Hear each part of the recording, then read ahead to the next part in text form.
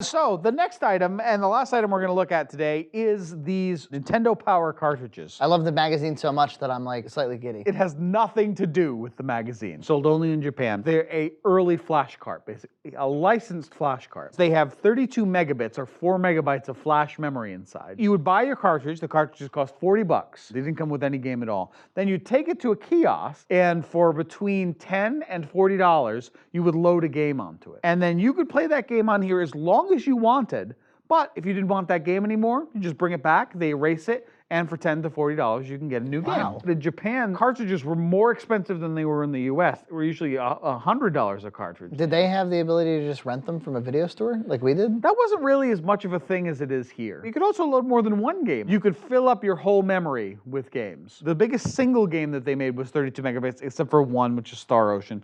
But almost all games would fit on one cartridge. Hey, this might be a good time for me to ask an important question. Sure. You have a lot of Mario Paint cartridges. I do. They used to sell Mario Paint cartridges for $2. $2, you get a Mario Paint cartridge out the door. The great thing about those Mario Paint cartridges is the circuit board is the biggest circuit board there is. It has the most memory capacity, has a battery backup. So if you had a bad cartridge, you could take the chips out of that bad cartridge and put it in a Mario Paint game, and it would work just fine. I think I used one to fix a cartridge. Most cartridges are actually really reliable. So as a result, I probably have 10 to 15 copies of Mario Paint. We're gonna try out a couple of them. I mean, the games are obviously gonna be in Japanese. When you boot into these cartridges, you end up on this screen. What we're seeing here is the game list, says game list at the top, and then it has a game. Now, I don't know what game this is. Let's try it. So what you have here is whatever the last kid put on the cartridge? Yep. Harvest Moon? Yeah, this looks like Harvest Moon. What a delightful find. Well, now I kind of am morbidly curious about what's I want to on know these. what's on every single one Yeah, of these. well, we should figure it out. Do we want to take bets on what the game is? I think the next game is going to be Usually, Kirby Superstar. Street Fighter 2 Turbo. First of all, it wouldn't be any game with a special chip, because these don't have special chips.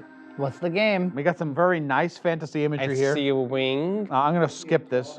Zach, what does it say? Is it It's Fire Fire Emblem? Emblem. It's a Fire Emblem music. This is a 1996 Fire Emblem game. The real cartridge is actually very rare. This one doesn't even have the menu, just boots right into this game, which means it's taking up the full pack. That's cool. Okay, let's try the next one. Next. My guess is it's going to have Super Bass Fishing 3 on this cartridge. What kid would go to the kiosk and pick up Super Bass? I don't know. I can just imagine like a fish enthusiast Japanese boy. Remember that in Japan especially, this wasn't just a system for kids. So Super Black Bass 3, you know, that's an excellent. Super Bass game in the Super Yeah. Bass series. So let's give this one a try. Konami. Okay, so what could it be? Castlevania? I don't know. Will we never know what game we're playing? So there's an anime girl. What month and year do you want to start? This is going to be like a dating What's your sim. birthday? It's asking all these questions of you. It's clearly one of those Senpai. Japanese dating sim.